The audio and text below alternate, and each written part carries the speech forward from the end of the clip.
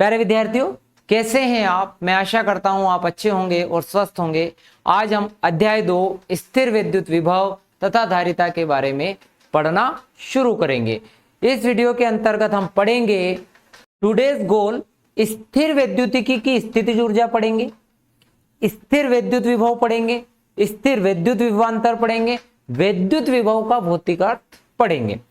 तो शुरुआत करते हैं इंट्रोडक्शन से, भूमिका से। इस चैप्टर का इंट्रोडक्शन बड़े ध्यान से पढ़ना है।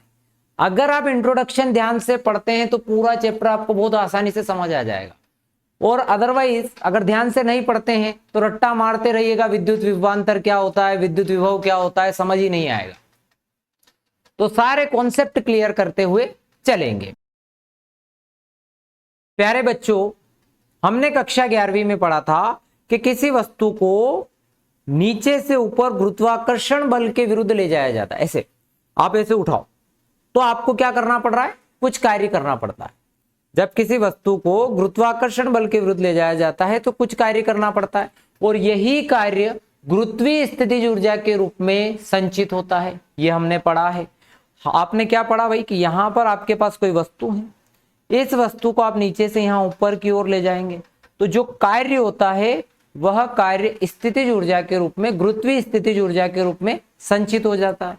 जब आप इस मार्कर को ऊपर से छोड़ देंगे तो जो आपकी स्थितिज ऊर्जा थी वह गतिज ऊर्जा में परिवर्तित हो जाती है। और आप इसके प्रत्येक बिंदु पर कहीं पर भी देखें, आप जहां पर भी देखेंगे तो स्थितिज ऊर्जा और गतिज ऊर्जा का योग,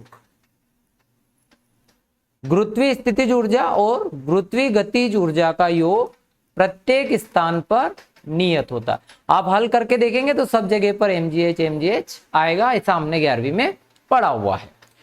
उसी प्रकार से अब हम मान के चलो कि हमारे पास कोई आवेश है।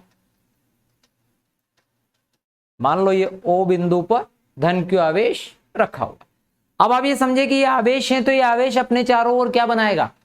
आपको पता है ये आवेश अपने चारों ओर विद्युत क्षेत्र बनाता है, सभी को पता भी है। हमारे पास एक परीक्षण आवेश है। इस परीक्षण आवेश को हम इस विद्युत क्षेत्र में लाना चाहते। तो जिस प्रकार से गुरुत्वाकर्षण बल के विरुद्ध कार्य किया था और वो कार्य स्थितिज ऊर्जा में संचित हुआ था, उसी प्रकार से यहां पर भी परीक्षण आवेश को विद्युत क्षेत्र में लाने के लिए आपको क्या करना पड़ेगा? यहां पर स्थिर विद्युत बल के विरुद्ध क्या करना पड़ेगा? कार्य करना पड़ेगा। तो आप समझे, ये धन q आवेश है। ध्यान से समझना, एक बार बता रहा हूं, ध्यान से समझना। ये धन q आवेश है। मान लो ये R बिंदु ले लेते हैं। यहां पर आपके पास एक परीक्षण आवेश है। इस परीक्षण आवेश को आप यहां से उठाकर इस बिंदु P तक, विद्युत क्षेत्र में इस बिंदु P तक आप लाना चाहते हैं। जब यहां से यहां तक आप इसे लाना चाहते हैं तो R से P तक लाने में क्या करना पड़ेगा? आपको कार्य करना पड़ेगा। और ये कार्य किसके विरोध में करना पड़ेगा? भाई यहां जो विद्युत क्षेत्र है, इस विद्युत क्षेत्र में जो बल लग रहा है उस बल के विरोध में आपको ये कार्य करना पड़ेगा। ठीक, ये कार्य कौन करेगा? तो ये कार्य यहां से जो बाहरी बल लगाते हैं, जो एक्सटर्नल बल लगाते हैं, है ना, तो जो विद्युत बल है आपका, जो विद्युत क्षेत्र पर जो बल लग रहा है वह इस F एक्सटर्नल के बराबर होगा। यानी जो F एक्सटर्नल है बराबर माइनस FE। वापस से समझे कि हमारे पास एक परीक्षण आवेश Q0 है। इस परीक्षण आवेश Q0 को हमें R से P तक, यानी विद्युत क्षेत्र में एक बिंदु P तक लाना है, तो उसके लिए आपको कुछ कार्य करना पड़ेगा, और यही कार्य आपका स्थितिज ऊर्जा के रूप में संचित होगा, जैसा कि गुरुत्वाकर्षण में हमने पढ़ा हुआ है। ठीक, तो ये जो कार्य है F एक्सटर्नल ऐसे तो हो नहीं जाएगा। ऐसा तो है नहीं कि यहां पर परीक्षण आवेश Q0 है, हम उसे लेकर बैठे हैं, ऑटोमेटिकली मैं कहूं छू मंतर यहां से उठकर यहां आ जा, नहीं होगा।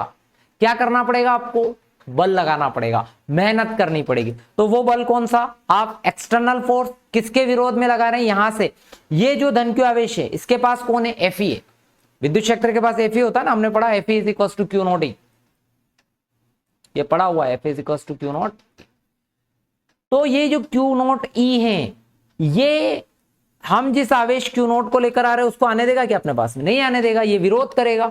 तो इस विरोध के में हमको बल लगाकर F एक्सटर्नल यानी F बाहरी बल लगाया हमने, F एक्सटर्नल अर्थात F बाह्य बल है ना, तो बाह्य बल लगाकर हम उस आवेश को कहां ला रहे हैं? विद्युत क्षेत्र में। तो विद्युत क्षेत्र में लाने में जो कार्य होता है उस कार्य को हम बोलते हैं स्थितिज ऊर्जा। ठीक, हमें ये चीज मालूम पड़ गई, यानी कि बाह्य बल है ना द्वारा Q नॉट को R से P तक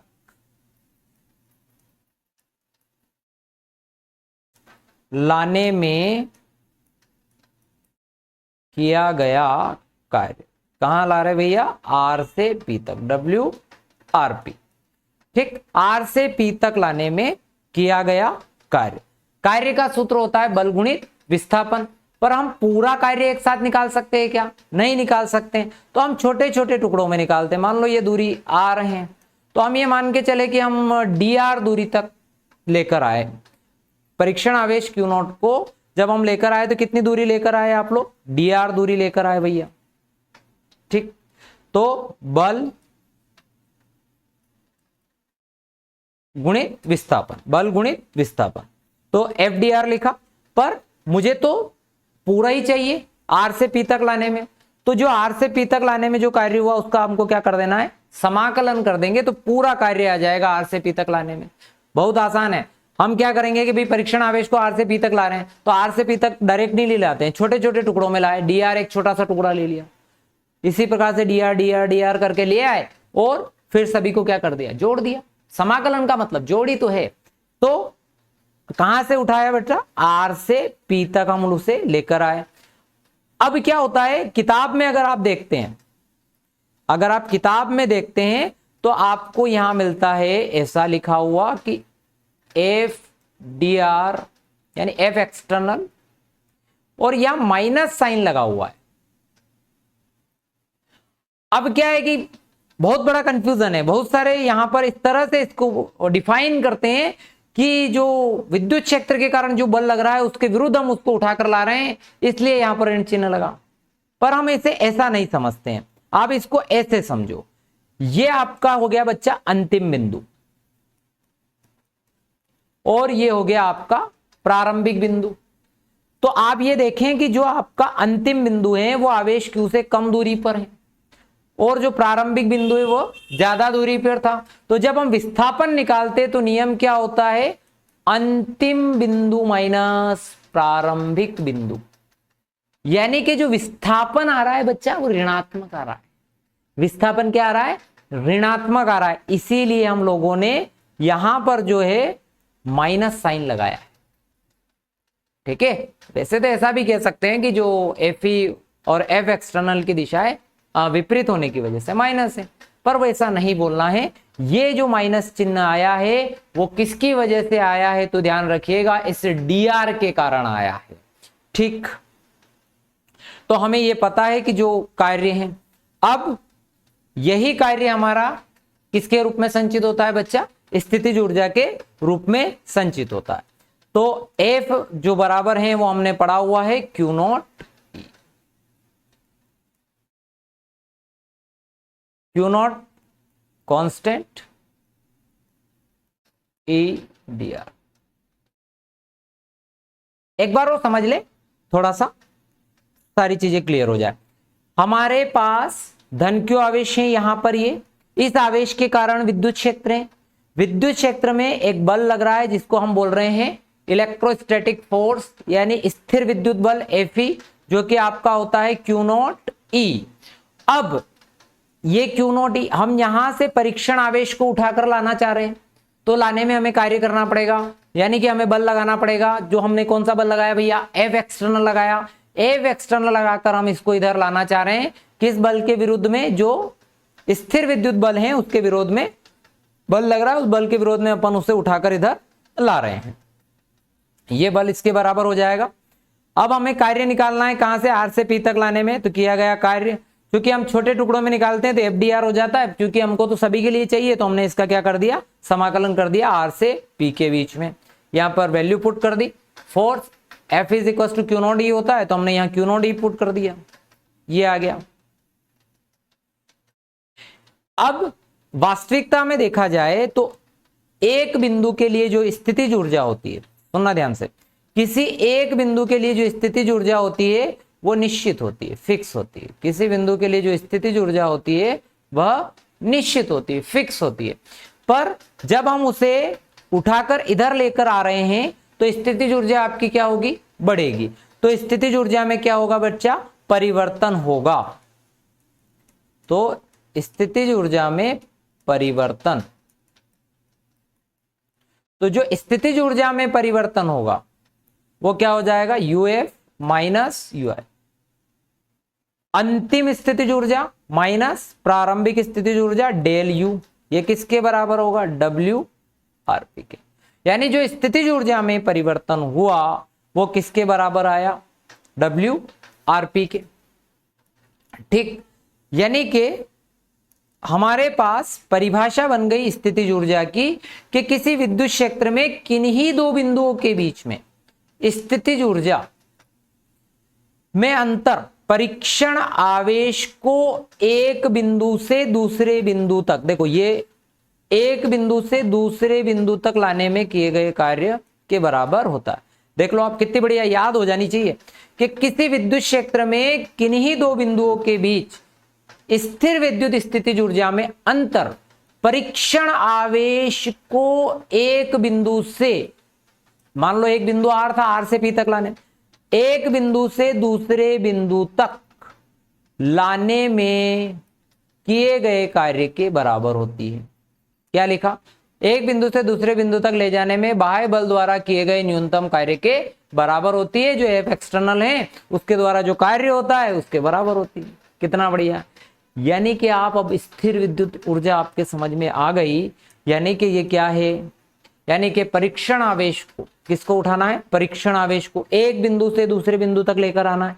कौन कार्य कर रहा है, तो परीक्षण आवेश को एक बिंदु से दूसरे बिंदु तक ले जाने में बाह्य बल द्वारा, कौन, F एक्सटर्नल द्वारा, बाह्य बल द्वारा किया गया न्यूनतम कार्य। जो बाह्य बल द्वारा यानी बाहरी बल जो X, यानी इस बिंदु से, ध्यान से सुनना, बहुत सरल परिभाषा है, इस R से P तक ये F एक्सटर्नल अर्थात F बाह्य बल द्वारा किया गया कार्य स्थितिज ऊर्जा के रूप में संचित होता है, उसे अपन स्थितिज ऊर्जा कहते हैं।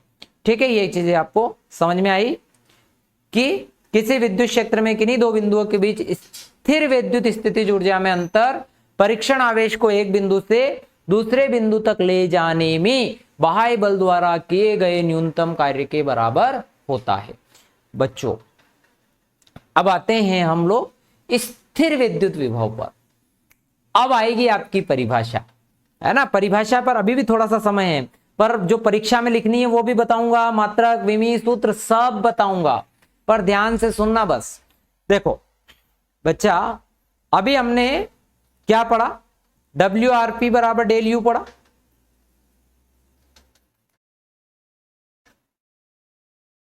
डेल U, या फिर हमने पढ़ा माइनस F एक्सटर्नल DR, या फिर मैंने ऐसा लिखा था Q naught E DR minus Q naught EDR is equals to WRP। ये हमने अभी पढ़ा है, ठीक। अब हमें विभव की परिभाषा देनी है, तो ये मान के चले कि जो हमारा ये आवेश Q यहां पर है ही सही, और जो परीक्षण आवेश है वो अनंत पर। परीक्षण आवेश कहां है, अनंत पर। अब परीक्षण आवेश को हम अनंत से विद्युत क्षेत्र में स्थित किसी बिंदु तक लाने में का प्रयास करें, तो अनंत से किसी बिंदु तक लाने में जो कार्य हुआ है, अब हमारे पास ये जो है, हम R से P तक लेकर आ रहे थे, तो R अब हमारा क्या हो गया, अनंत। यहां हम कहां से लेकर आ रहे थे, R से P तक लेकर आ रहे थे। अब आप लेकर आएंगे इसे इनफाइनाइट टू पी, या फिर ये दूरी अगर हमें पता हो तो इस दूरी तक यानी आर दूरी तक, इनफाइनाइट से आर दूरी तक आप इसे लेकर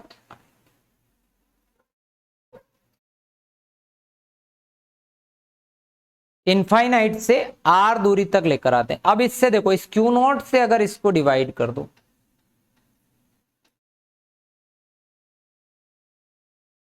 ये आ रहा है E D A E D R, यानी कि किसी परीक्षण आवेश को हम लोग अनंत से विद्युत क्षेत्र में किसी बिंदु तक, ये पी ले लो है ना, किसी बिंदु तक लाने में किया गया कार्य है ना, कार्य किसके बराबर आ रहा है यहां पर, ये क्यू नॉट ईडीआर के बराबर आ रहा है। यानी जो विद्युत क्षेत्र है, देखो प्रति एकांक आवेश को, इसको एकांक मान के चले अपन, तो प्रति एकांक आवेश को पर किया गया कार्य आवेश के विन्यास से संबंधित विद्युत क्षेत्र का गुण होता है। इस राशि को स्थिर विद्युत विभव कहते हैं। आप अभी भी जो परिभाषा आपको परीक्षा में लिखनी है वो परिभाषा अभी भी नहीं बताई है मैंने, तो वापस से समझे कि प्रति एकांक आवेश पर किया गया कार्य, ये जो कार्य हुआ किस पर हुआ, इस क्यू नॉट पर हुआ, प्रति एकांक आवेश पर किया गया कार्य आवेश से संबंधित, ये रहा विद्युत क्षेत्र, आवेश से संबंधित विद्युत क्षेत्र का गुण होता है, और उसे ही अपन क्या कहते हैं, स्थिर विद्युत विभव कहते हैं। अब इस टर्मिनोलॉजी को पकड़ के चलें, ये इसको हम क्या बोलेंगे भैया, इसको हम बोल रहे हैं विभव।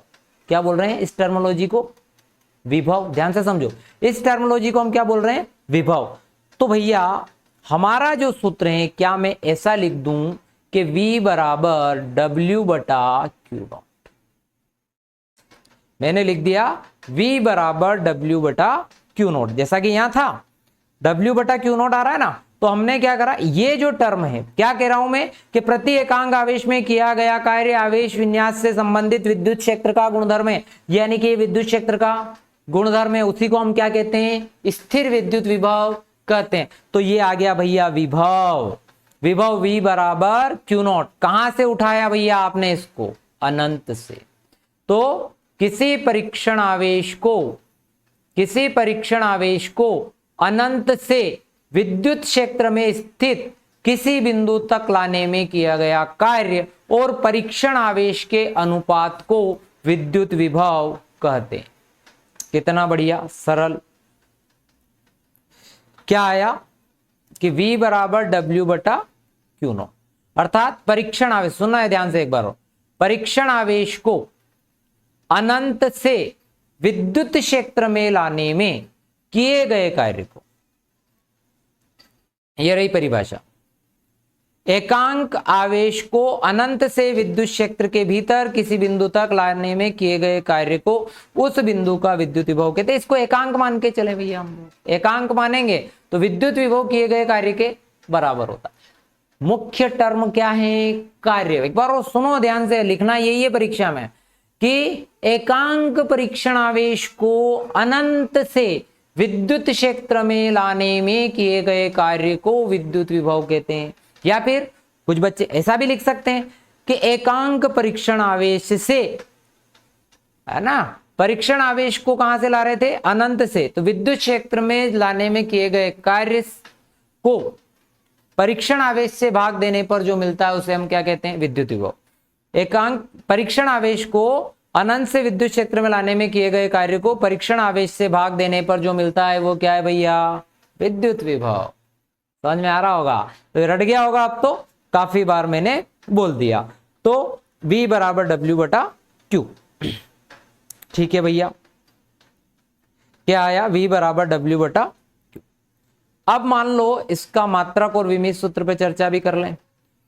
इसका जो मात्रक होता है बच्चा, अगर व्युत्पन्न मात्रक की बात करूं तो व्युत्पन्न मात्रक होता है भैया कार्य का जूल और आवेश का कूलाम, जूल प्रति कूलाम।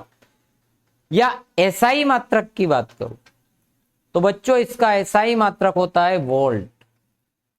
सीजीएस मात्रक की बात करूं,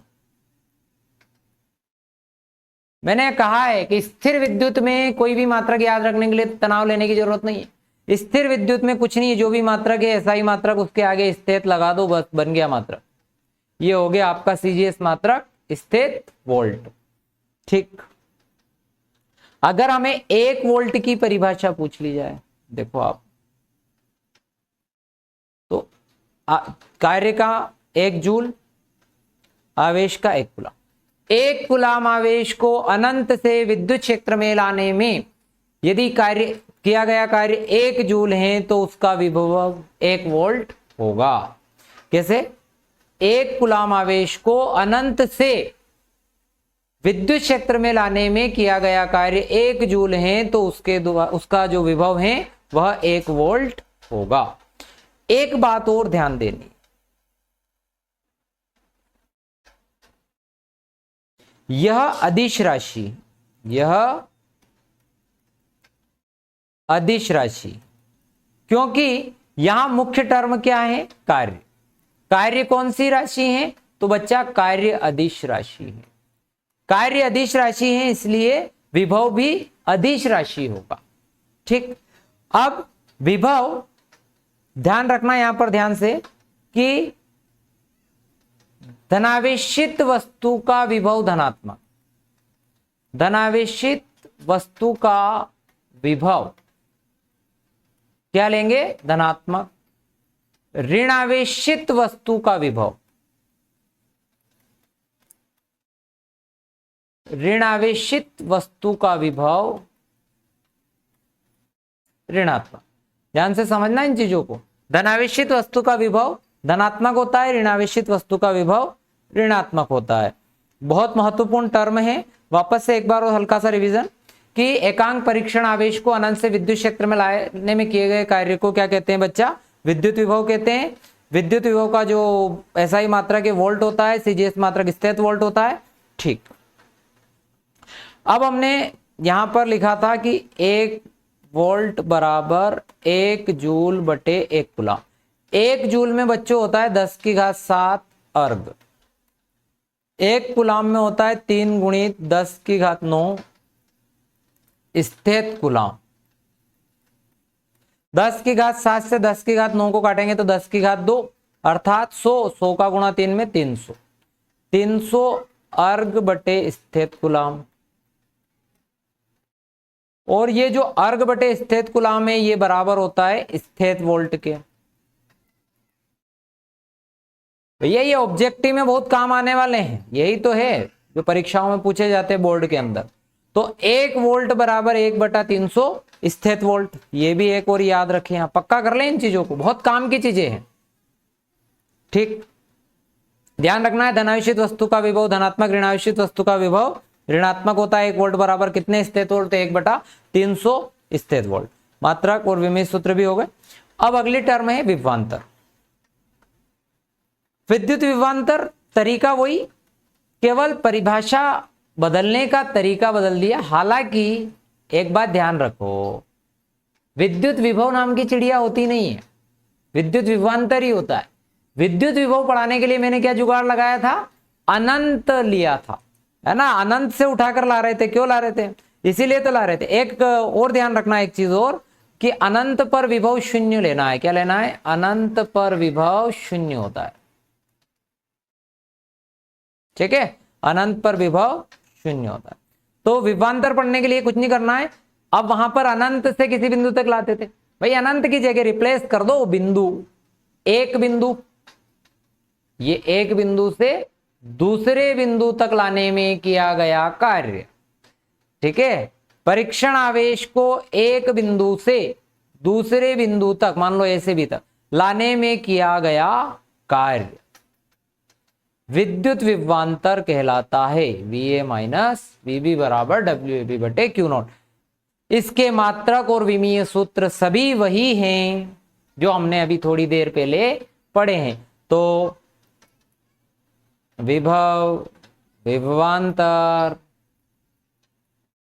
मात्रक, विमीय सूत्र सब एक ही हैं। ठीक है, हम सब एक हैं। तो विद्युत विभव और विभवांतर, तो परिभाषा क्या है भैया इसकी? कि किसी जो परीक्षण आवेश हैं, किसी परीक्षण आवेश को विद्युत क्षेत्र के भीतर एक बिंदु से दूसरे बिंदु तक ले जाने में किए गए कार्य तथा परीक्षण आवेश के उन बिंदुओं का विद्युत विभवांतर कहते हैं। सामान्य सी बात है। आगे बढ़ाते हैं चीजों को। अब बच्चा विद्युत पढ़ा हमने, विभव, विद्युत विभवांतर पढ़ा। अब विद्युत विभवांतर का भौतिक अर्थ समझने का प्रयास करते हैं। इसका भौतिक अर्थ समझते हैं, फिजिकल मीनिंग समझने की कोशिश करते हैं। मान लो हमारे पास दो कंटेनर है, पानी के भरे हुए हैं बढ़िया से। यहाँ एक पाइप जोड़ दो और पाइप जोड़कर यहाँ एक वाल्व लगा लो भैया, है ना। पाइप जोड़ दो, बीच में एक वाल्व लगा लो आसानी से। अब इसको भर दो पानी से, खचाखच पूरा। ये बड़ा है, ये छोटा है। अब इस वाल्व को खोलो, तो वाल्व को खोलने से पानी इधर से इधर आएगा। अब किसी भी विद्यार्थी से पूछ लो या किसी मूर्ख से मूर्ख व्यक्ति से पूछ लो तो वो ये कहेगा कि सर ये तब तक बह के आएगा जब तक कि इनका स्तर लेवल बराबर नहीं हो जाता। पहली कहानी। अगर किसी वस्तु का ताप अधिक है और उसको कम ताप वाली वस्तु से जोड़ दिया, एक गर्म है एक ठंडा, तो जो ताप है वो अधिक से कम की ओर आता है और तब तक आता है जब तक कि दोनों का लेवल बराबर नहीं हो जाता। विभव, पोटेंशियल, अंग्रेजी शब्द है पोटेंशियल, ध्यान से समझना इस बात को। अब फिजिकली भी अपन समझ रहे हैं। अब मान लो मैं एक शिक्षक हूं, मैं पढ़ा रहा हूं, यूट्यूब पे बढ़िया बढ़िया वीडियो बना रहा हूं, ठीक है, बच्चे देख ही नहीं रहे हैं, मैं डिलीवर नहीं कर पा रहा हूं, तो मेरा विभव कम है। अगर मैं डिलीवर कर पा रहा हूं, आपको समझ आ रहा है, तो मेरा विभव उतना है। जितना मैं आपको डिलीवर कर पाता हूं, मैं आपको सिखा पाता हूं, उतना मेरा विभव है। यानी कि ये कंटेनर जितना पानी देता है ये इसका विभव है, ये जितना ताप ट्रांसफर कर सकता है वो उसका विभव है। यानी सामान्यतः इसका भौतिक अर्थ ये हुआ कि ये क्या बताता है भैया, आवेश प्रवाह की दिशा को। आवेश कैसे? मान के चलो कि एक वस्तु धनावेशित है, इधर एक अनावेशित है, यहां पर एक ऋणावेशित है, फिर इधर भी एक अनावेशित, एक धनावेशित है और दूसरी ऋणावेशित है। अब ये देखो कि आपसे पूछा जाए कि भाई इलेक्ट्रॉन किधर से किधर ट्रांसफर होंगे, तो आप बहुत आसानी से कहेंगे कि सर इस अनावेशित वस्तु से इस धनावेश की तरफ जाएंगे। भैया क्यों? क्योंकि भाई इसके पास प्लस माइनस दोनों है, न्यूट्रल बॉडी है, तो माइनस इधर से इसकी तरफ चले जाएंगे। यहां पे देखेंगे तो ऋणात्मक से अनावेशित की तरफ आएंगे, इसमें देखेंगे तो ऋणावेशित से अनावेशित की तरफ जाएंगे। यानी कि जितने इलेक्ट्रॉन एक बॉडी से दूसरी बॉडी में ट्रांसफर हो रहे हैं, यानी एक प्रकार से मैं बहुत सरल भाषा में कहूं कि जो विद्युत विभव आवेश प्रवाह की दिशा बताता है, विद्युत विभव आवेश प्रवाह की दिशा बताता है। विद्युत आवेश आवेश प्रवाह की दिशा बताता है और कुछ भी नहीं, इससे ज्यादा कुछ नहीं है। जो परिभाषाएं दी हैं वो सब यही क्या है, एक प्रकार का क्या बता रही है बच्चा, आवेश प्रवाह की दिशा को दर्शाता है। एक पॉपुलर प्रश्न है कि जो बोर्ड में पूछा जाता है कि इलेक्ट्रॉनों के लिए जो आवेश का प्रवाह किधर से किधर, किस निम्न से उच्च की तरफ या उच्च से निम्न की तरफ होता है। इसको जहां इलेक्ट्रॉन ज्यादा है, इधर इलेक्ट्रॉन वाले को निम्न बोल रहा हूं, धनावेश वाले को उच्च बोल रहा हूं। देखो इलेक्ट्रॉन किधर से किधर जाए, तो निम्न से उच्च की तरफ। तो इलेक्ट्रॉनों के लिए जो आवेश प्रवाह है, इलेक्ट्रॉनों का प्रवाह क्या होगा, इलेक्ट्रॉनों का प्रवाह निम्न से उच्च की ओर, इलेक्ट्रॉनों का प्रवाह निम्न से उच्च की ओर होगा। जबकि प्रोटॉनों के लिए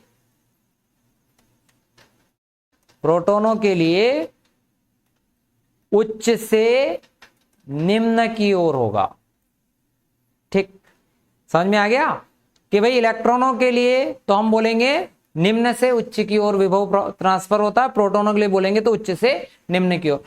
ऋणात्मक बॉडी का विभव हम ऋणात्मक बोलते हैं, धनात्मक बॉडी का धनात्मक बोलते हैं, इसीलिए ऋणात्मक वाले को मैंने निम्न मान लिया और जो धनात्मक वाला है उसको क्या मान लिया, उच्च मान लिया। ठीक है भैया। एक चीज और, पृथ्वी का विभव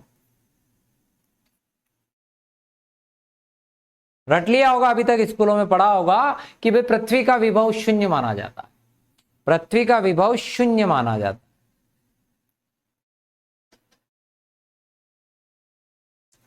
अब परीक्षा में प्रश्न आ गया, शून्य क्यों माना जाता भाई, पृथ्वी का विभव शून्य क्यों होता है, लिखना है, कैसे लिखोगे। मान लो कि एक समुद्र है ना, समुद्र में से एक बाल्टी भर के पानी निकाल लो या एक बाल्टी भर के पानी, बाल्टी क्यों, टैंकर भर के निकाल लो या टैंकर भर के डाल दो, क्या समुद्र के जल स्तर पर कोई प्रभाव पड़ेगा क्या, नहीं पड़ेगा। सामान्य सी बात, पढ़ने वाला है क्या, आपसे ही पूछ रहा हूं, नहीं पड़ेगा ना। उसी प्रकार से पृथ्वी बहुत बड़ा चालक है, पृथ्वी बहुत बड़ा चालक है, अर्थात उसमें से थोड़ा सा आवेश अगर निकाल लूं या थोड़ा सा आवेश उसमें डाल दूं तो उसके आवेश के स्तर पर कोई प्रभाव नहीं पड़ता है, इसीलिए हम बोलते हैं पृथ्वी का विभव शून्य माना जाता है। जिस तरह से आपको ध्यान है, आप देखते हैं कि जो पृथ्वी तल की जो ऊंचाई है वो कहां से मापी जाती है, वो समुद्र तल से मापी जाती है, समुद्र तल से उसका स्तर मापा जाता है। उसी प्रकार से जो आवेश है जो वो पृथ्वी के विभव से नापा जाएगा, पृथ्वी से नापा जाएगा। तो ध्यान रखें, पृथ्वी का विभव शून्य होता है, एक कहानी पक्की हो गई, पृथ्वी का विभव शून्य होता है। अब एक बात और ध्यान रखिएगा, ये भी मोस्ट इंपॉर्टेंट बात, मान लो कोई धनावेशित वस्तु है, ध्यान से सुनिएगा, ये धनावेशित वस्तु है, एक ऋणावेशित ले लेते हैं, ये ऋणावेशित है। अब धनावेशित वस्तु को पृथ्वी से जोड़ दिया, इधर ऋणावेशित को भी पृथ्वी से जोड़ दिया। जब आप पृथ्वी से जोड़ते हैं धनावेशित वस्तु को तो क्या होता है भैया कि पृथ्वी बहुत बड़ा चालक है, पृथ्वी के पास धन और ऋण दोनों है। तो पृथ्वी ने अगर आपके पास देखा कि भाई बहुत ज्यादा अमीर हो गया है, धन ज्यादा हो गया, नीचे से इलेक्ट्रॉन भेज देता है, तो इलेक्ट्रॉन आने पर ये पृथ्वी क्या, ये वस्तु क्या हो गई, न्यूट्रल हो गई, इस पर किसी भी प्रकार का आवेश शेष नहीं है। यानी कि जब धनावेशित वस्तु को पृथ्वी से जोड़ा जाता है तो पृथ्वी से इलेक्ट्रॉन आते हैं और उसको क्या कर जाते हैं, अनावेशित कर देते हैं। जब धनावेशित वस्तु को पृथ्वी से जोड़ा जाता है तो पृथ्वी से इलेक्ट्रॉन आकर उसको अनावेशित कर देते हैं। उसी प्रकार से ऋणावेशित को जोड़ते हैं। अब ऋण किसके पास है, इसके पास ज्यादा है, तो पृथ्वी कहती है कि तेरे ऋण चल मुझे दे दे, कोई बात नहीं। ठीक, एक और बात ध्यान रखना है, जाने, मैंने पहले चैप्टर में बताया था, जाने का काम हमेशा इलेक्ट्रॉन करेंगे, आने जाने का काम इलेक्ट्रॉन करेंगे, जाएगा हमेशा। बहुत सारे लिखते हैं बच्चे, बोल देते हैं या कहीं पर गलती से ऐसा पढ़ने में आ जाता है कि धनावेश पृथ्वी में चला गया, धनावेश नहीं जाता भैया, नीचे से कौन आते हैं, इलेक्ट्रॉन, और उसको क्या कर देते हैं, न्यूट्रल। इसी टाइप से ऋणावेशित को जोड़ेंगे तो ऋणावेश से इलेक्ट्रॉन पृथ्वी में चले जाएंगे और उसको क्या कर देंगे, अनावेशित। तो ये दो टर्म और याद रखना है कि धनावेशित वस्तु को पृथ्वी से जोड़ा जाता है,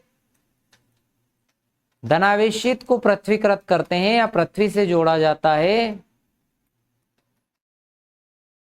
जोड़ा जाता है तो पृथ्वी से इलेक्ट्रॉन आकर